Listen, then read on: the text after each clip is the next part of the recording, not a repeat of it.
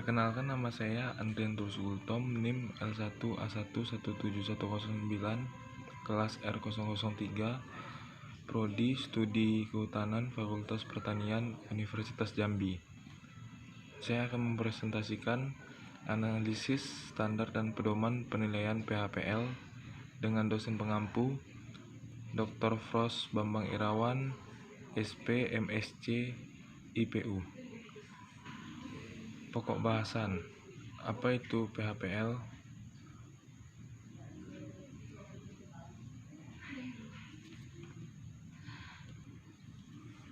Dan mengapa PHPL itu diperlukan? Yang kedua, standar penilaian kinerja PHPL. Yang ketiga, pedoman pelaksanaan penilaian kinerja PHPL. Yang keempat, kegiatan penilaian PHPL. Yang kelima, penentuan nilai akhir kinerja. Yang keenam, sertifikat PHPL.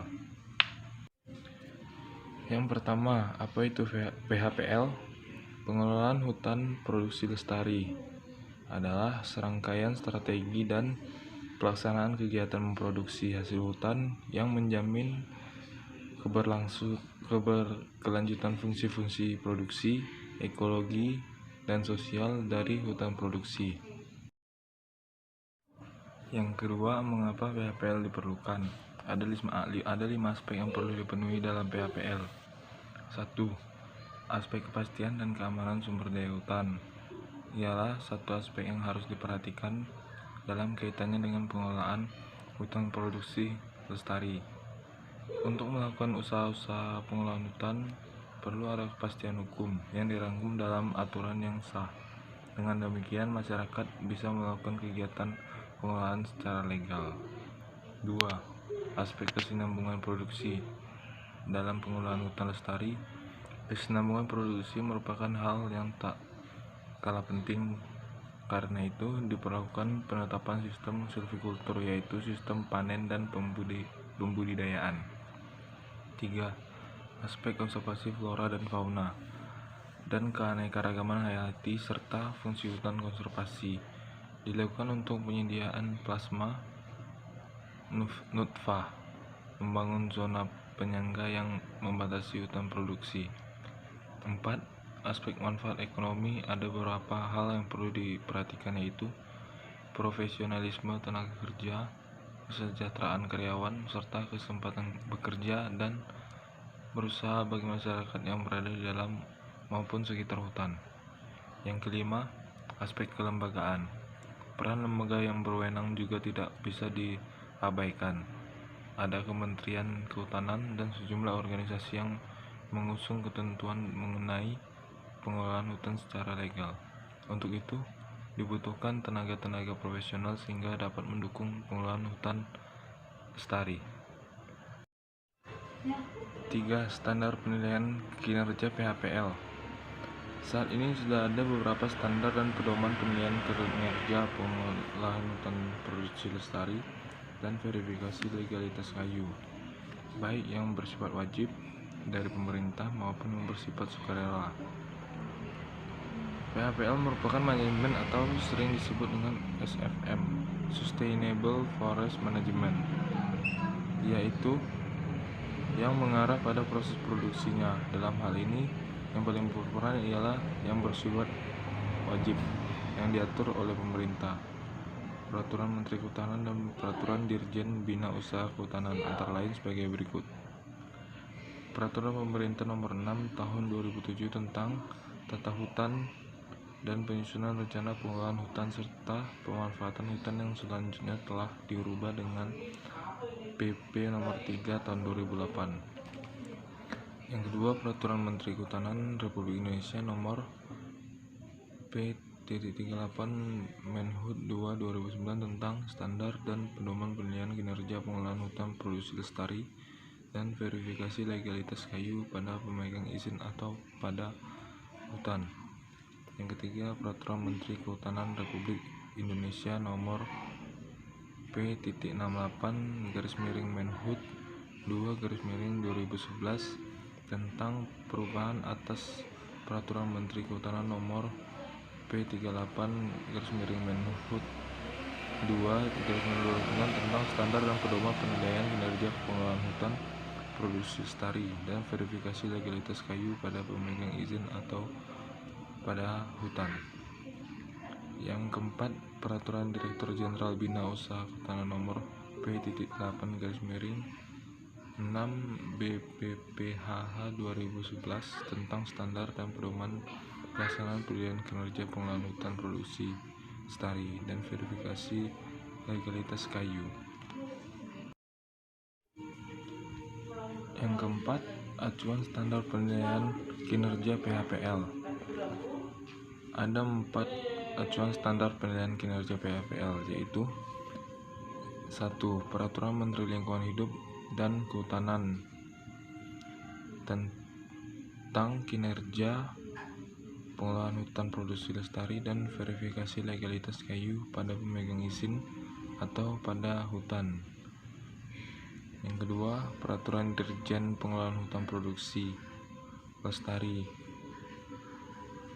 Nomor P.PHPL/SIT/4/2016 tanggal 29 April 2016 tentang standar dan pedoman pelaksanaan penilaian kinerja pengelolaan hutan produksi lestari dan verifikasi legalitas kayu.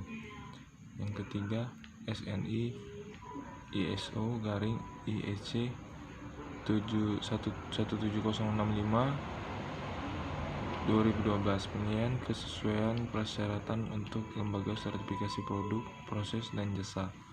Yang keempat, SNI ISO/IEC 19011/2012 Paduan Audit Sistem Manajemen. Yang kelima, Standar Penilaian Kinerja. Menurut Peraturan Direktur Jenderal Pengelolaan Hutan Produksi Lestari Nomor P.14/PHPL/SIT/4/tahun 2016 tentang standar dan pedoman pelaksanaan penilaian kinerja pengelolaan hutan produksi lestari dan sertifikasi legalitas kayu. Yang pertama, pemegang IUPHHK-HA, yang kedua pemegang IUPHHK-HT, yang ketiga pemegang IUPHHK-RE, yang keempat pemegang pengelolaan. Selanjutnya, pedoman pelaksanaan penilaian kinerja PHPL, yaitu ruang lingkup adalah 1. Pelaksanaan penilaian kinerja PHPL. Yang kedua, pelaksanaan penilaian kinerja PHPL dengan menggunakan standar penilaian kinerja PHPL. Yang ketiga, standar penilaian kinerja PHPL terdiri dari kriteria dan indikator penilaian.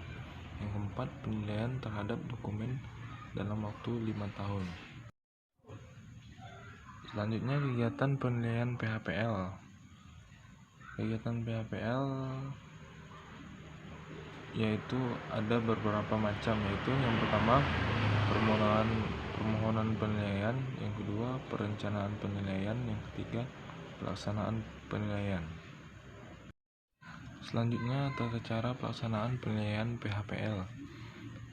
Yang pertama, bobot verifier, yaitu bobot verifier ditentukan berdasarkan tingkat kedekatan verifier tersebut terhadap pencapaian kinerja indikator.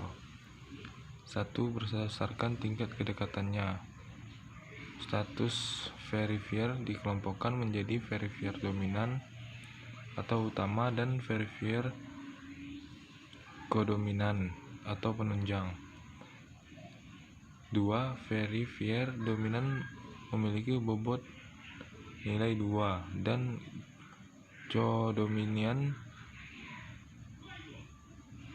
memiliki bobot nilai 1. 3. Bobot verifier ditentukan berdasarkan umur audit.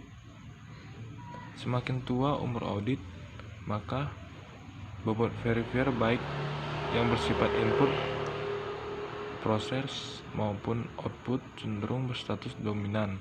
Sebaliknya, pada audit yang memiliki umur relatif muda, maka verifier yang bersifat input dan proses cenderung memiliki status dominan, sedangkan verifier output memiliki status codominan. Yang kedua, penentuan nilai kematangan atau bobot indikator. Nilai kematangan atau bobot indikator merupakan gambaran menyeluruh dari tingkat kematangan verifier penyusun indikator. Gradasi nilai kematangan atau bobot indikator ditetapkan menjadi 3 skala, yaitu 1. Nilai kematangan atau bobot 3 untuk mencapai kinerja indikator baik. 2. Nilai kematangan bobot 2 untuk pencapaian kinerja indikator sedang. 3. Nilai kematangan atau bobot 1 untuk pencapaian kinerja indikator buruk. Selang gradasi nilai kematangan bobot atau indikator ditetapkan sebagai berikut. 1. Baik apabila total nilai verifier yang dicapai antara 76% sampai dengan 100% dari kemungkinan total nilai maksimum yang dapat dicapai tanpa ada verifier dominan yang bernilai buruk. Yang kedua, sedang apabila total nilai verifier yang dicapai antara 60% sampai dengan 75% dari kemungkinan total nilai maksimum yang dapat dicapai tanpa ada verifier dominan yang bernilai buruk. Yang ketiga, buruk apabila total nilai verifier yang dicapai lebih kecil dari 59% dari kemungkinan total nilai maksimum yang dapat dicapai atau terdapat verifier dominan yang bernilai buruk. Selanjutnya yaitu ditampilkan tabel kriteria dan indikator pengelolaan hutan produksi lestari sebagai berikut.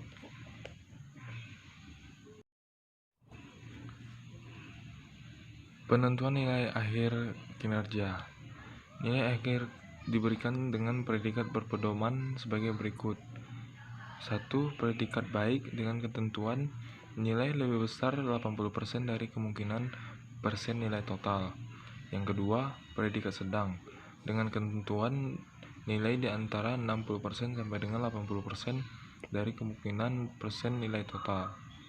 Yang ketiga, predikat buruk dengan ketentuan nilai lebih kecil dari 60% dari kemungkinan nilai total.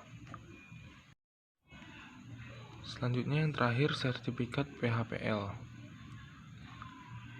Penerbitan sertifikat yaitu sertifikat diberikan kepada audit yang memiliki nilai akhir kinerja dengan predikat sedang atau baik dengan masa berlaku selama 5 tahun.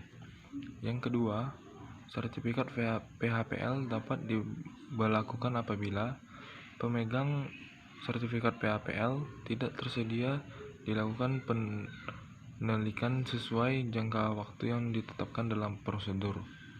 Yang ketiga, sertifikat PHPL dapat dicabut jika pemegang sertifikat PHPL tetap tidak bersedia dilakukan penilaian setelah 3 bulan penetapan pembekuan sertifikat. Yang kedua, secara hukum terbukti melakukan pelanggaran seperti melakukan penerbangan di luar blok yang sudah ditetapkan.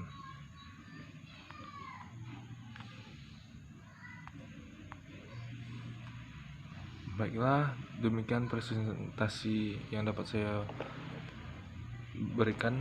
Sekian dan terima kasih.